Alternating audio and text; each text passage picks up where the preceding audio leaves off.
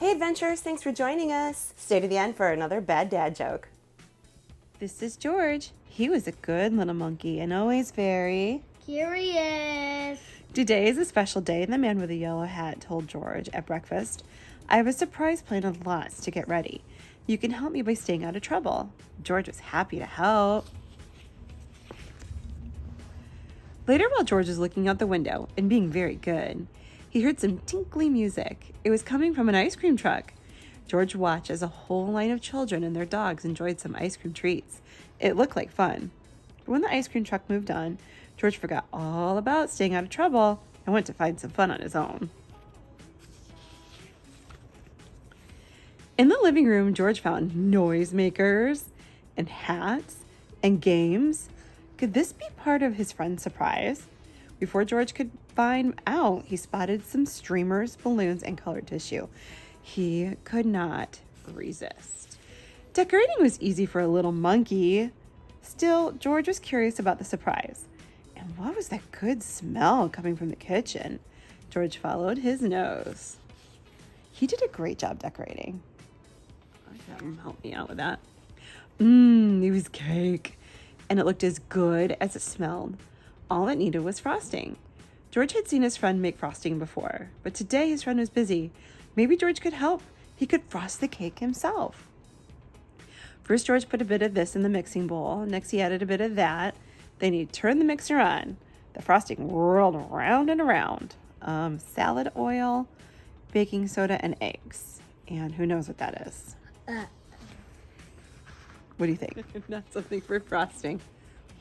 It was whirling too fast, but when George tried to stop the mixer, it only went faster and faster and faster.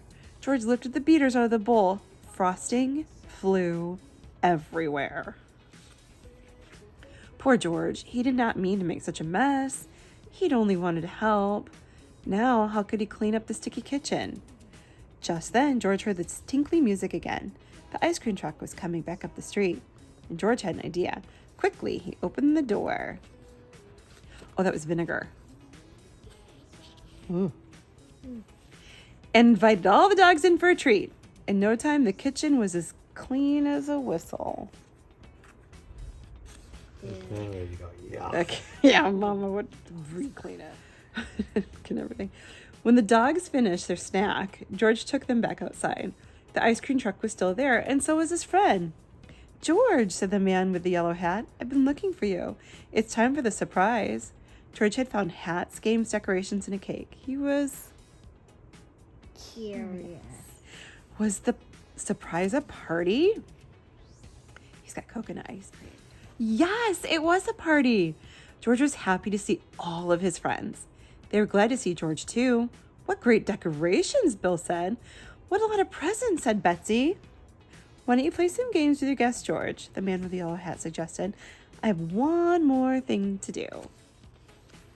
When George's friend came back, he was carrying a cake covered in candles. This wasn't just any party, it was a birthday party. But George was still curious. Whose birthday was it? He watched to see who would blow out the candles. The man with the yellow hat put the cake down right in front of George. That was a surprise. It was George's birthday. The party was for him.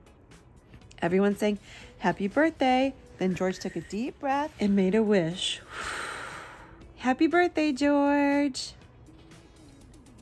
Fun fact, ice cream cones have been around for over 100 years. They first became popular at the 1904 St. Louis World's Fair.